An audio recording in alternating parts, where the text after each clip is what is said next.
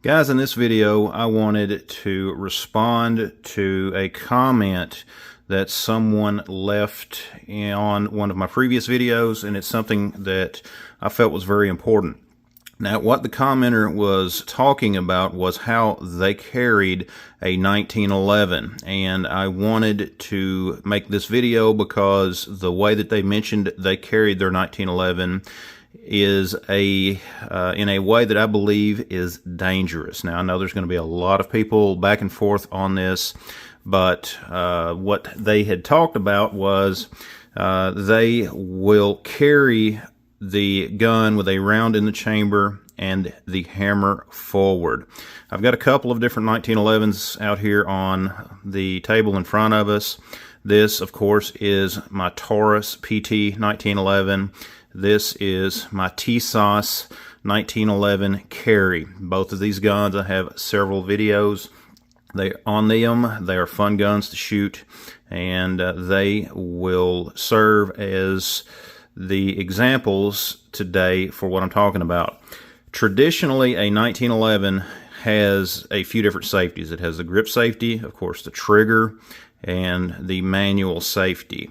When this gun is carried, typically it will be carried what is known as cocked and locked. This is how, when I carry a 1911, that I will carry it. Okay, some people think that this is a dangerous way to carry one. Of course, I will have a round in the chamber and it will be cocked and locked. No, this is the safe way to carry a 1911 firearm. And what a lot of people are talking about is they will chamber a round in their firearm. They'll cycle that action, load the magazine, and then they will ease the hammer forward just like that. And that is how they will carry that firearm. And there's a couple of problems with this. The first is the 1911 is a single action firearm. If you were in the need or in a situation where you needed to draw your weapon and use it, at first you are going to have to cock that firearm. And if you are someone who regularly trains, if you have gone through some defensive pistol courses, you will know that you are not going to have as much time or as much of a chance to get that firearm cocked as you think you will, okay?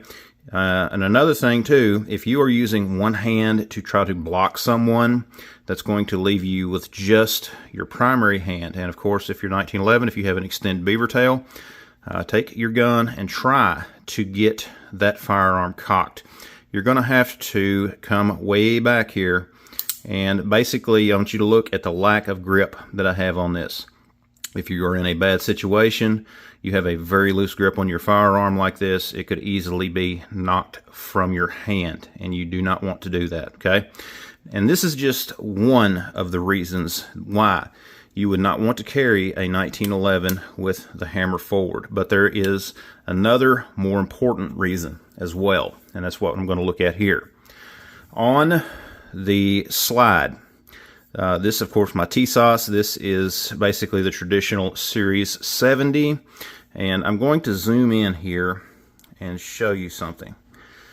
Okay, here's the breech face. You can see that little hole right there. Okay, that is where the firing pin is going to come through and strike the primer on the cartridge. This is where your firing pin is. This is where it's going to be struck by the hammer. And I just want you to notice something. Okay, and I'm sure there's going to be a lot of people saying, well, you're overextending, yada, yada, yada. You know, just trust me, okay? Don't carry a 1911 like this, okay? Unless you know for sure. What I'm going to do, I am actually going to press forward on that firing pin slightly. And you see that? If that hammer is forward on this gun, that firing pin is going to be resting right on the primer of that cartridge. Okay, you can see it there just coming through. And no, I am not pushing it all the way in to where I would be able to disassemble this, okay? But I am pushing it to where it is flush, and I can literally take my finger and press this in, and it will be protruding ever so slightly right there on that breech face.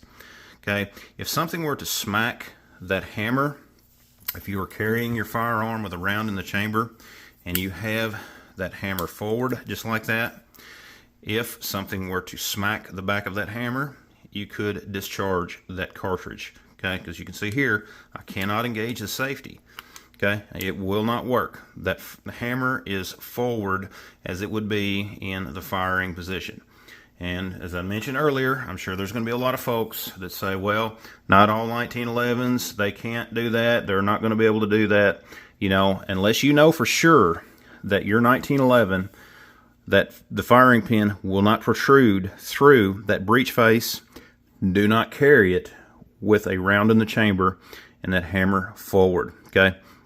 I'm sure that most of you guys are going to let me know your opinions down in the comments below. But I will stand by my statement of you want to carry a 1911 with a round in the chamber, carry it cocked and locked, okay? That way your safeties are engaged.